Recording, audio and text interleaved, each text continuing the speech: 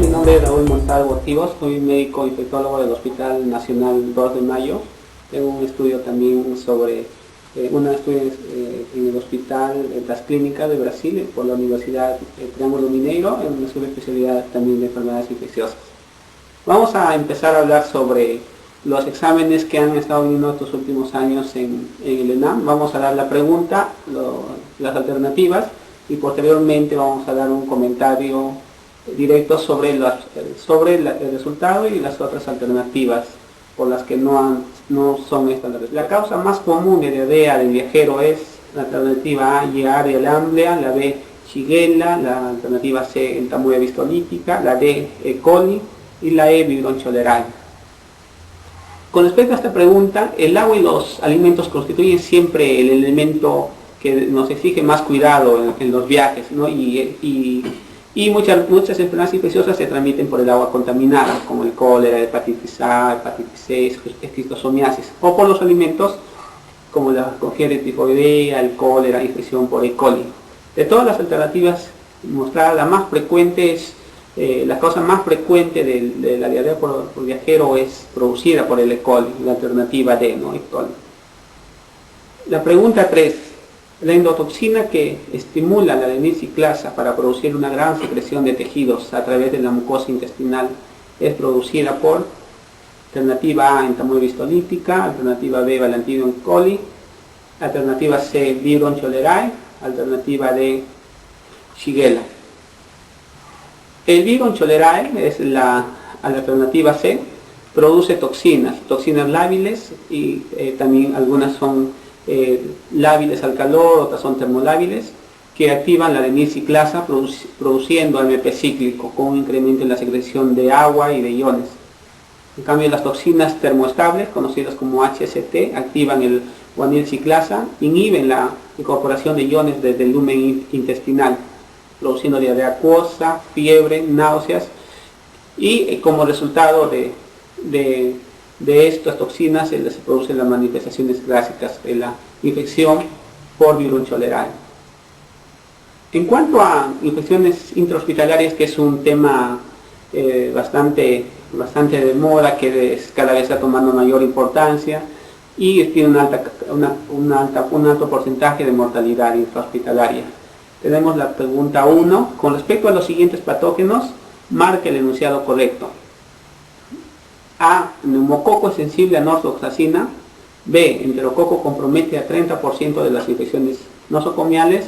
C. La cándida es muy importante en diabéticos y nutrición parenteral. La D. Acinetobacter es predominantemente hospitalario. Y alternativa E. Staphylococcus epidermidis no muestra resistencia a meticilina. Con respecto a esta pregunta, clásicamente las infecciones intrahospitalarias se han clasificado como tempranas y tardías. Las infecciones intrahospitalarias tempranas son producidas más por agentes comunitarios, pero que los pacientes han sido colonizados previamente. En cambio, las infecciones intrahospitalarias tardías son producidas más por bacilos gram negativos no fermentadores, entre ellos Pseudomonas, Acinetobacter, Stenotrophomonas. El neumococo no debemos olvidarnos que es resistente al norfloxacino, ¿no? Una resistencia natural. Los pacientes diabéticos son más propensas a infecciones por hongos filamentosos como aspergilosis y gomicetos, más que a cándida. La alternativa a esto es la pregunta D. La Acinetobacter es predominantemente hospitalario, la alternativa correcta. Con respecto al síndrome o enfermedad por arañazo de gato, la pregunta 1, paciente de 15 años de edad, acude por presentar una herida en la mano derecha, adenomegalia, axilar, fiebre de 7 días de duración. De todos los siguientes, ¿cuál es el diagnóstico más probable? Alternativa A, enfermedad por micoplasma. Alternativa B, enfermedad por arañazo de gato. Alternativa C, toxoplasmosis. Alternativa D, virus Epstein-Barr. Y la alternativa D, lipoma. Cuando estamos frente a un caso de fiebre de origen desconocido, debemos siempre averiguar los antecedentes epidemiológicos, la presencia de animales en casa, si además en el examen físico tenemos que evidenciar huellas de cicatrices dejadas por arañazo de algunos animales, de gato principalmente. Si encontramos estas evidencias debemos sospechar en Bartonella hanselae. Y además la tríada característica de la enfermedad por arañazo de gato, ¿no? La presencia de fiebre, la presencia de anomegalias, principalmente axilares, y el antecedente epidemiológico de sufrir un accidente por el arañazo de gato. La alternativa es la alternativa B, la respuesta es enfermedad por arañazo de gato. En cuanto a los antibióticos y manejo adecuado de estos, la pregunta 1, la presencia de alimentos no altera la absorción de una de las siguientes penicilinas. Alternativa A, ampicilina, B, amoxicilina, C, penicilina benzatínica, alternativa D, oxacilina y alternativa E, nafcicilina. Esta pregunta vino en el examen de ENAM del año 2006. La respuesta es la amoxicilina, alternativa B. ¿No? Debemos saber que muchos alimentos alteran el pH del medio, asimismo la viscosidad y la forma de estructura química de muchos medicamentos, la solubilidad, la disociación de estos fármacos, lo cual influye en la absorción. De todos los medicamentos debemos recordar que aquellos antibióticos que tienen cubierta entérica son aquellos fármacos que tienen menor probabilidad de que sean alterados con la absorción de los alimentos. De todos ellos, la ampicilina es por vía endovenosa, la penicilina benzatínica por vía parenteral también, la oxacilina tenemos por vía endovenosa, pero también encontramos por vía oral. Y de todas las alternativas, la amoxicilina es la única que tiene una cubierta entérica y que no altera la absorción de esta penicilina cuando se ingiere junto con los alimentos. En cuanto a la pregunta 3, un niño con neumonía estafilocócica resistente a meticilina, ¿cuál es el antibiótico de elección? Pregunta en NAM del año 2007, tenemos la alternativa A, ceftriaxona, la alternativa B, dicloxacilina, la alternativa C, lincomicina, la alternativa D, teicoplamina y la E, acitromicina. En cuanto a esta pregunta de neumonía estafilocócica, el tratamiento de elección es teicoplamina. Cuando estamos frente a un caso de neumonía estafilocócica, debemos recordar que la concentración tisular de vancomicina alcanza solo la sexta parte en relación al sérico, pero actualmente ya se ha demostrado que al administrar una dosis de carga y manteniendo un área bajo la curva sobre encima de 400, según la última guía del año 2010 de manejo de estafilococo aureus medicina resistente, ya se puede usar en pacientes mayores de 18 años, pero todavía no está probado su uso en niños, por lo que de todas las alternativas que tenemos, ceftriaxona, dicloxacilina, lincomicina, citro y teicoplamina, la que ha demostrado eficacia en relación a manejo de estafilococo aureus en niños es el uso de teicoplamina. En caso de no contar con este antibiótico, existen otras alternativas como el uso de vancomicina, que cada vez está tomando mayor auge el uso en niños, pero todavía no está recomendado por la guía de Marx. La respuesta sería la alternativa D. En cuanto a la pregunta 4, paciente mujer de 45 años de edad con ingesta de clindamicina durante 18 días, presenta cuadro de colitis pseudomembranosa con deposiciones líquidas y sanguinolentos. ¿Cuál es el tratamiento de elección? Alternativa A, dicloxacilina, alternativa B, tetraciclina, alternativa C, vancomicina, alternativa D, acitromicina, alternativa E, rifampicina. El tratamiento de la colitis pseudomembranosa exige principalmente el aislamiento del paciente, la suspensión del antibiótico que se le está administrando. Se sabe que dentro de todos los antibióticos, la clindamicina es uno de los medicamentos que se relaciona a la colitis. También están las cefalosporinas, principalmente las de segunda o tercera generación. Y el siguiente opción terapéutica, después de suspender el antibiótico, es la corrección de la inestabilidad hemodinámica, la oposición de líquidos, electrolitos, para evitar la disfunción orgánica. De un 20 a 25% de los pacientes con colitis se resuelven espontáneamente haciendo estas medidas generales, pero cuando ya no hay respuesta en corto tiempo a este tratamiento conservador, debemos iniciar inmediatamente el tratamiento con antibióticos.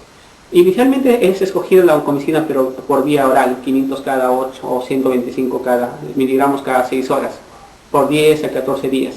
Su empleo endovenoso no alcanza a llegar a niveles tisulares deseadas en el tejido intestinal, por lo que actualmente se prefiere el uso de metronidazol como primera elección. En cuanto a esta pregunta, entonces el tratamiento de elección es vancomicina, a pesar de que no contamos en nuestro medio es la que la guía lo recomienda el uso de vancomicina, pero en nuestro medio lo usamos en metronidazol.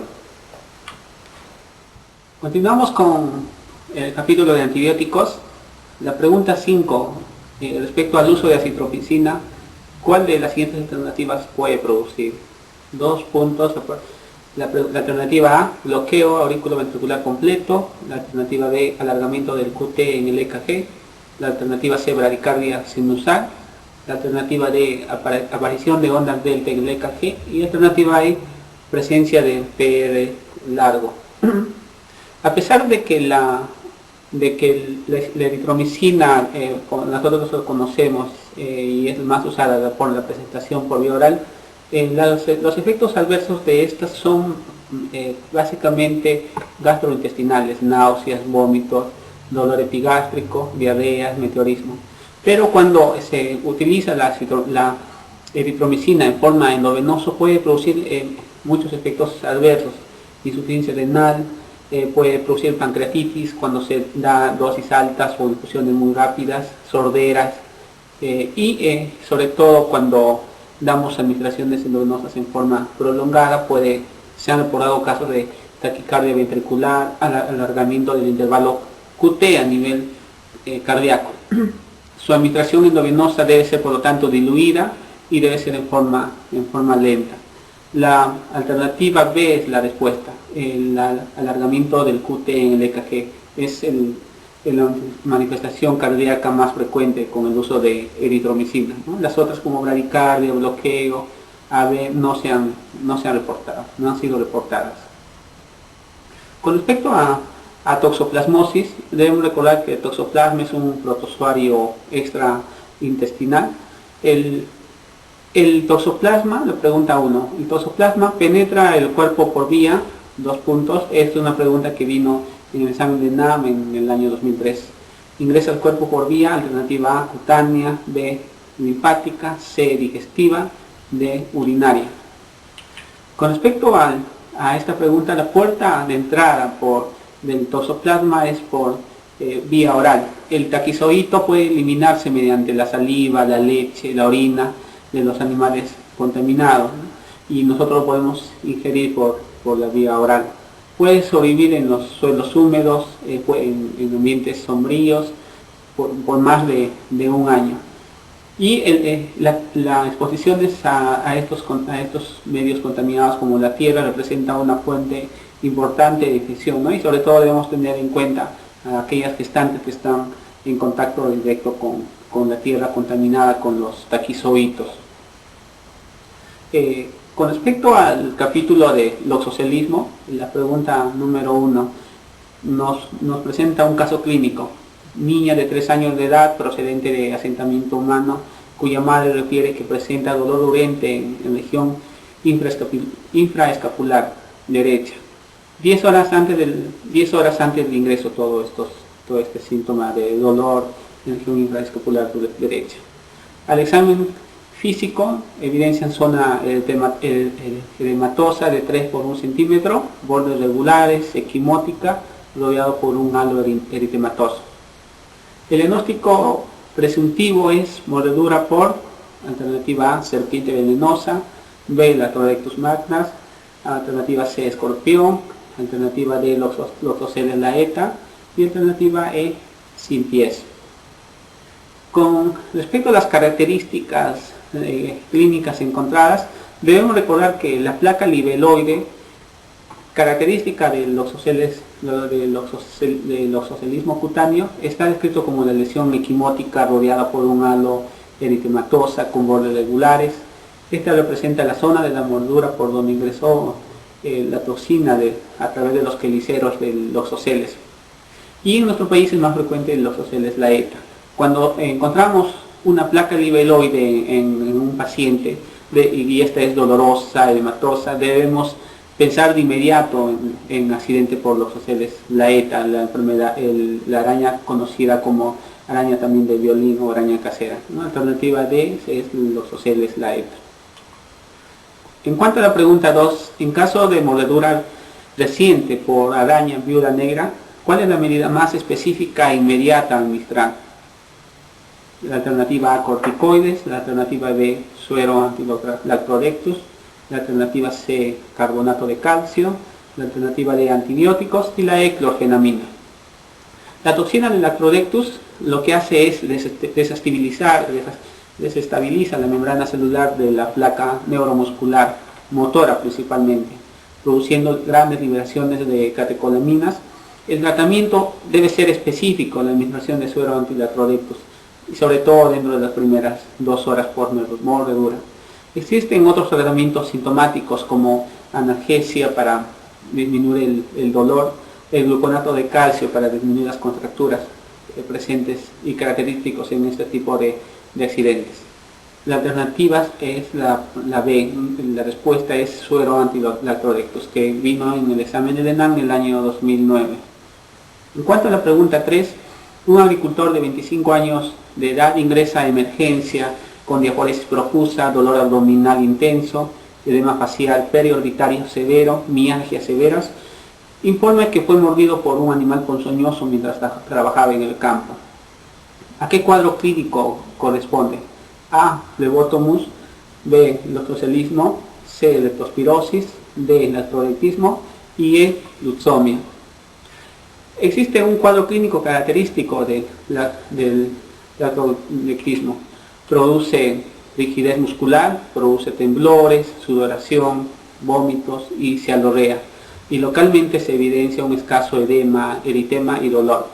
De todas las alternativas, el lactodectismo es la que se relaciona más con las mialgias severas, con edemas, con el dolor abdominal y diaforesis. El paciente está sudoroso, con contractura muscular y con dolor, ¿no? Es la triada característica del lactodectismo o accidente por viuda negra. En cuanto a la leishmaniosis, un capítulo importante dentro de las enfermedades tropicales, en la pregunta 1 nos dice: la prueba de oro en leishmaniosis es A, la prueba de Lissa; B, hallazgo de mastigotes sin nefrotis; alternativa C, análisis de isoenzimas; la D, buena respuesta al tratamiento con antimoniales; la alternativa E, reacción intradérmica de Montenegro positivo.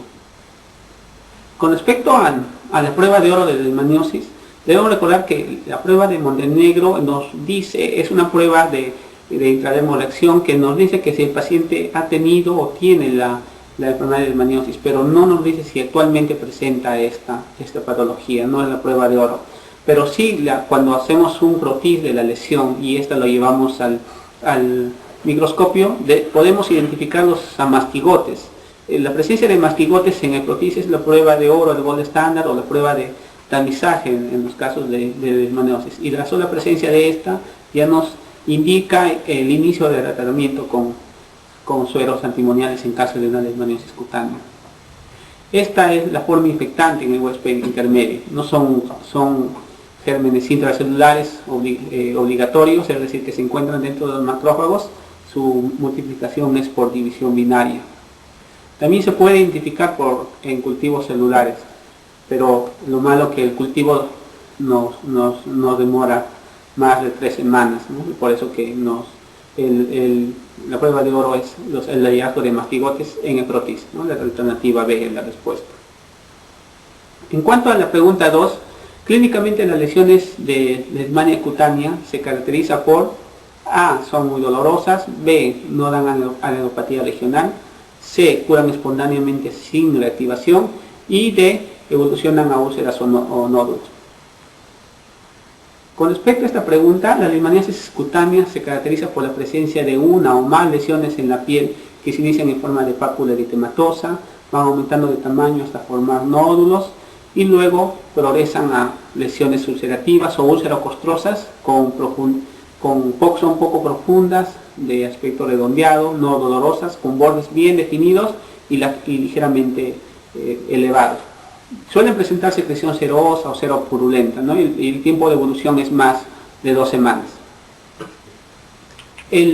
La alternativa D es la respuesta, que evolucionan a úlceras o nódulos. Otro capítulo también importante sobre neurocisticercosis. La pregunta 1. La neurocisticercosis se debe a la ingesta de huevos de, la alternativa A, Taenia solium, B, Acinetobacter duodenal, C, Taenia saginata, D, Diphyllobothrum latum, E, Hymenopteris diminuta. La cisticerco es causada por la ingestión de los huevos de la Taenia solium que se encuentran en los alimentos contaminados. La autoinfección se presenta cuando una persona que ya está infectada por este Taenia solium ingiere los huevos por no lavarse bien las manos, luego de hacer las deposiciones o en contacto con algún material contaminado con los huevos de esta Taenia solium. Es la autoinfección. La respuesta es la alternativa A, Taenia solium, por la ingesta de huevos de Taenia solium. En cuanto a las infecciones de transmisión sexual, la pregunta 1, de las siguientes infecciones de transmisión sexual, ITS, ¿cuál pertenece al síndrome de úlcera genital? La alternativa A, chancroide, B, trichomona vaginal, la alternativa C, gonorrea, la alternativa B, clamidia y la E, condiloma acuminado.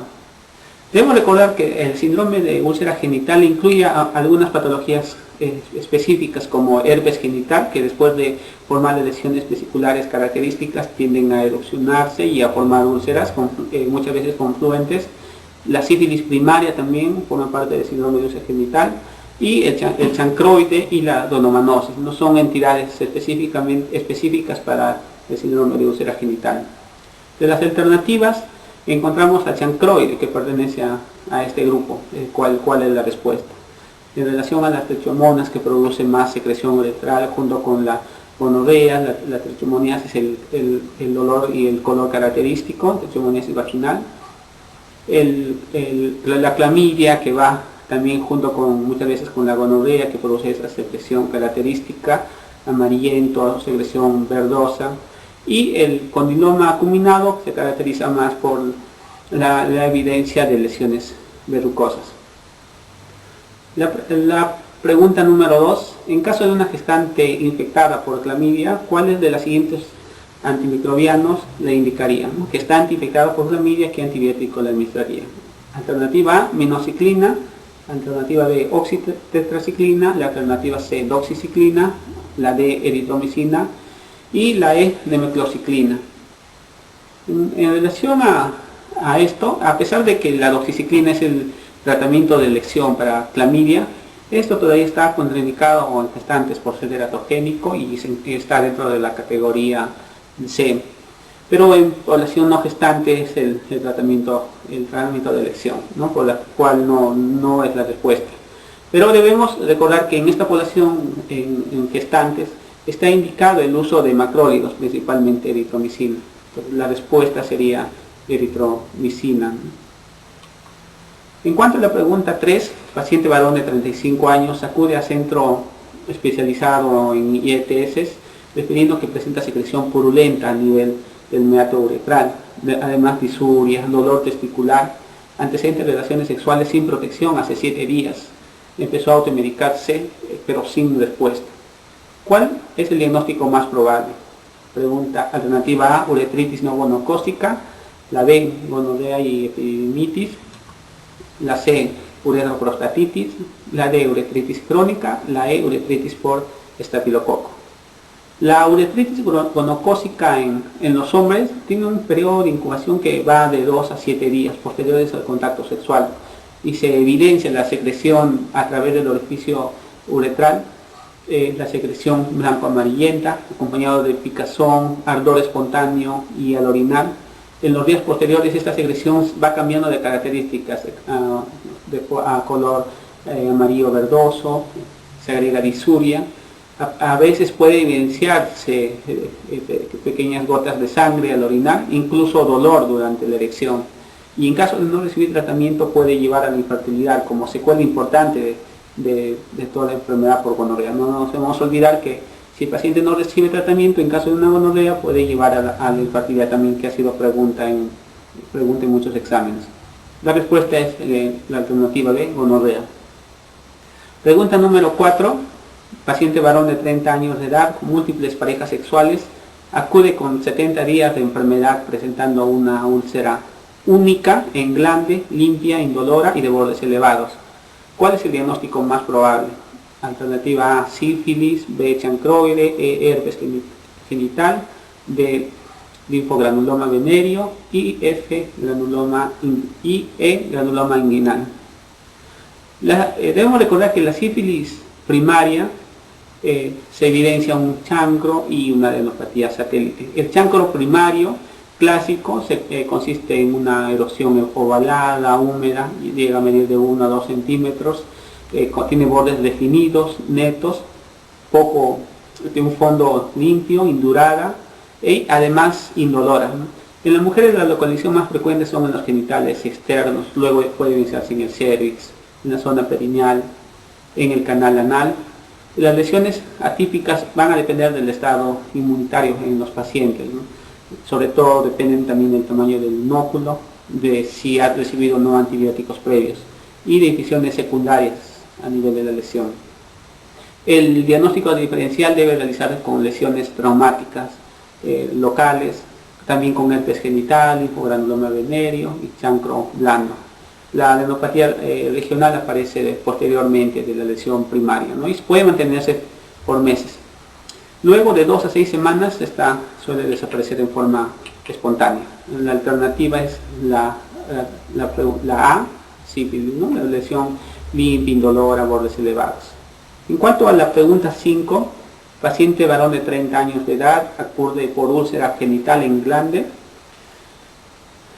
luego de 10 días de evolución con antecedentes de múltiples parejas sexuales, le realiza un examen de BDRL en el cual evidencia el reactivo con 2 diluciones. ¿Cuál es el examen que confirmaría el diagnóstico? Alternativa A, solicitarle un nuevo BDRL, B, RPR, C, FTA, la D, inmunoglobulina G para herpes y la E, inmunoglobulina M para herpes. Estamos ante un caso de un paciente con antecedente epidemiológico de múltiples parejas, tiene una úlcera genital y además tiene ya un resultado de un BDRL reactivo, el cual muestra 2 diluciones. Debemos recordar que el FTA es un método de observación directa que se utiliza para la confirmación cuando una de las pruebas no treponémicas, ya sea RPR o BDRL, es positiva.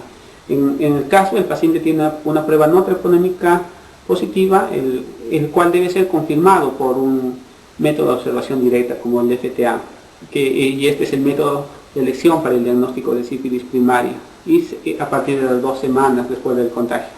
Sin embargo, este resultado puede permanecer positivo a pesar del tratamiento, ¿no? Por lo que utilizamos más las pruebas no treponémicas para hacer el seguimiento del paciente, y esta debe negativizarse con el transcurso de 2 meses.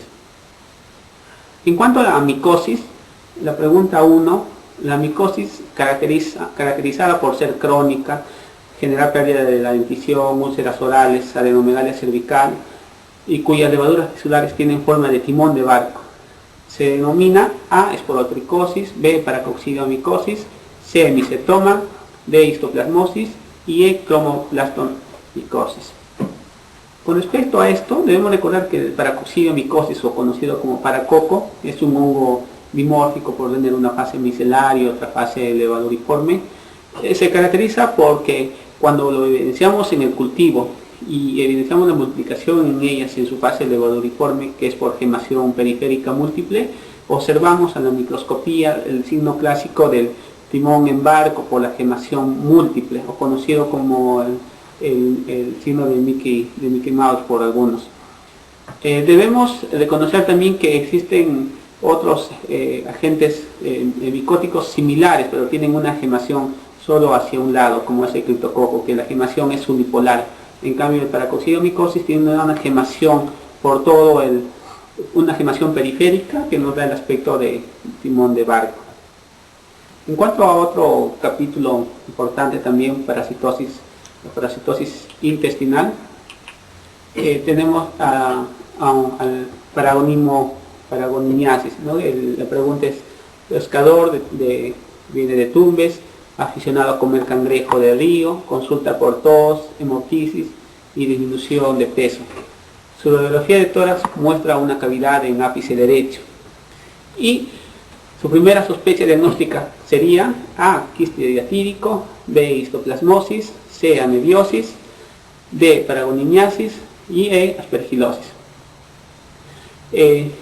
Debemos recordar que paragonimiasis es aquella infección que se produce por la ingesta de cangrejos parasitados, crudos o mal cocidos, o por la manipulación de alimentos o utensilios de cocina también contaminados, ¿no? En la preparación de los crustáceos sobre todo.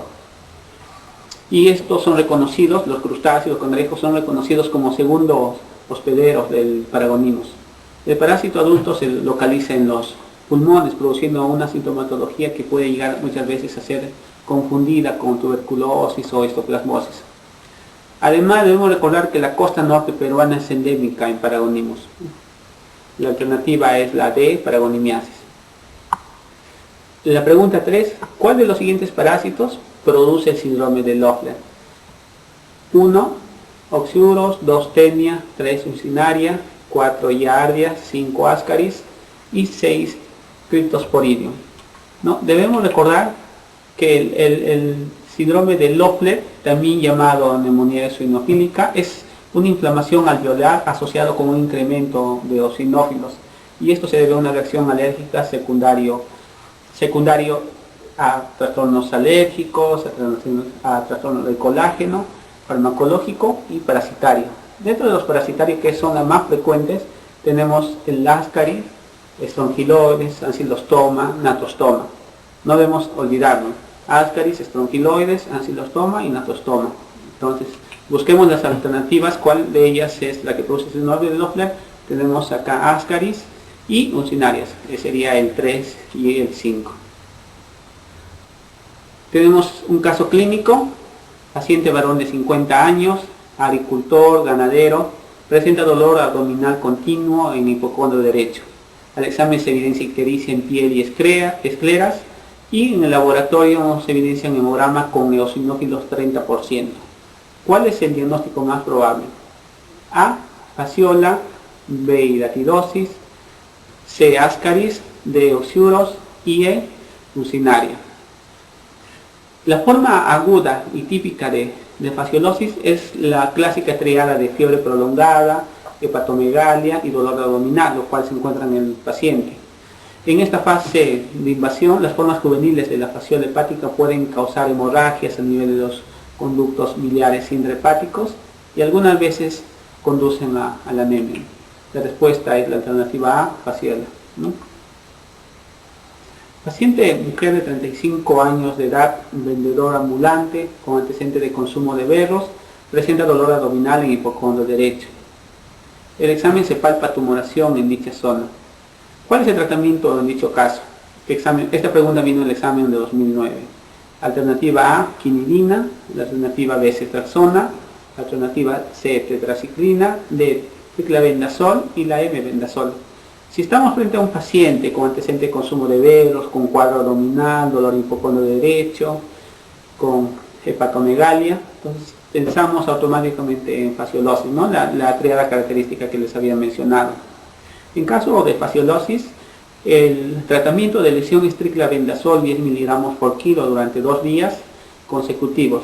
Y como tratamiento alternativo podemos encontrar el vitionol 30-50 miligramos por kilo también en días alternos, ¿no? El tratamiento de lesión, no debemos olvidar, por lo tanto, en fasciola es el triclavendazol. La respuesta es la alternativa de triclavendazol.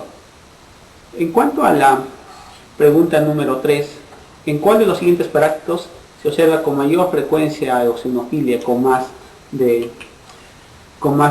frecuencia, con más del 40%?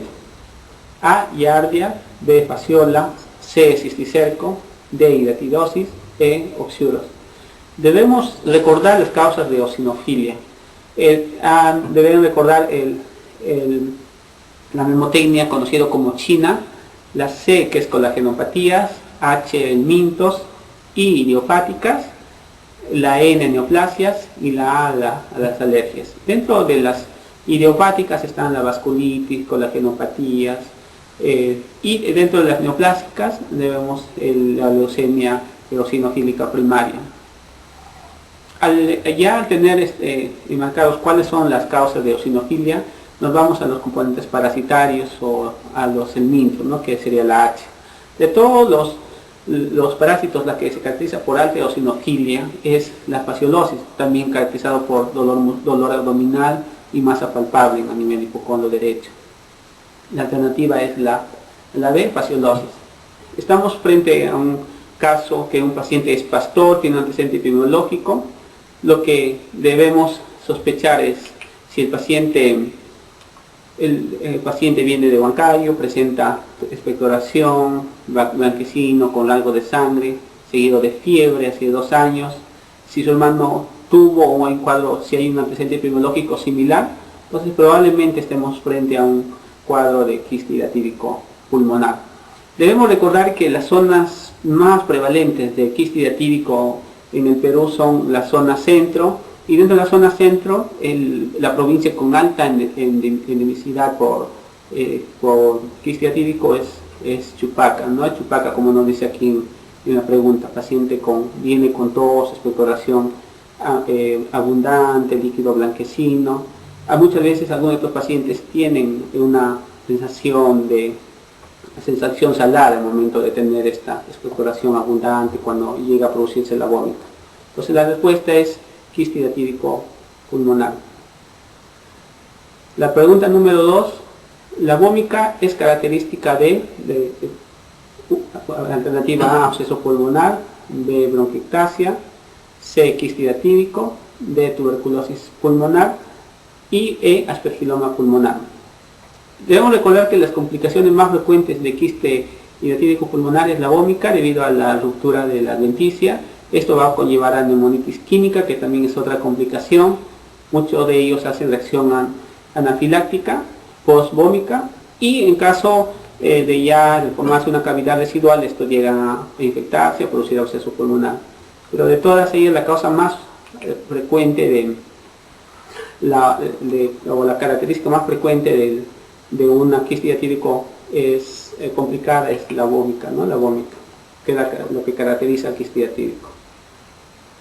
Tenemos otro caso clínico, paciente de 30 años de edad, que súbitamente siente que ingresa un insecto en el oído, refiere dolor que se intensifica cuando el insecto se mueve, refiere zumbido, hipoacusia. ¿Cuál es el manejo inmediato en este caso? Alternativa A, irrigación del conducto, B, analgésico parenteral, C, antibiótico parenteral, D, aplicación de glicerina y E, la extracción con pinzas. En caso de extracción de cuerpos extraños vivos, ya sea insectos u otro tipo de agente vivo, y estos llegan a ingresar al conducto auditivo externo, el tratamiento de elección es la aplicación de glicerina, aproximadamente 1 centímetro, con el fin de provocar asfixia y expulsión espontánea de este agente.